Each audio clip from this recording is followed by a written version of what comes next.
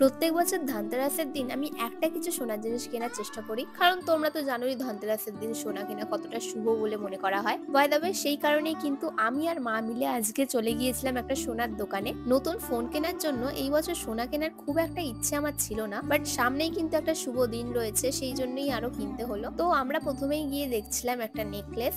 এখানে তো অনেক রকমের নেকলেস ছিল, বাট আমি কিন্তু একটা ডিজাইন ভেবে গিয়েছিলাম অলরেডি, আর সেই ডিজাইন অনুযায়ী আমি ওদেরকে নেকলেস দেখাতে বলি। আর তার সাথে আমি কিছু চোকারও দেখছিলাম। যেরকম দোকানে গিয়ে আমার প্রথমেই আমার এই চোকারটার উপরে চোখ পড়েছিল, যেটার ডিজাইনটা তো সুন্দর লাগছিল, বাট আমার গলায় একদমই মানাচ্ছিল না। তাই আমি চোকার বাদ দিয়ে অন্য ধরনের কিছু নেকলেস দেখার চেষ্টা করি। আর তারপরেই আমি দেখতে পাই এই নেকলেসটাকে এত সুন্দর ছিল না, পুরো গলায় পরে দেখো পুরো গলাটা ভরে গিয়েছে। আর সবাই বলছিল এটা নাকি আমার গলায় খুব ভালো মানাচ্ছেও। বাই দ্য ওয়ে, তারপরেও আমি আরো 2 রকমের গোল্ড নেকলেস ট্রাই করে দেখছিলাম, কারণ কিনবো যখন ভেবেইছি অনেক ধরনের ডিজাইন দেখি তারপরে কিনবো। আর গাইস, এত ধরনের নেকলেস আর চোকারের ডিজাইন দেখে আমি না পুরো কনফিউজড হয়ে গিয়েছিলাম, বাট তারপরেও আমাকে মা যেটা বলে আমি সেটাই কিনে নিই।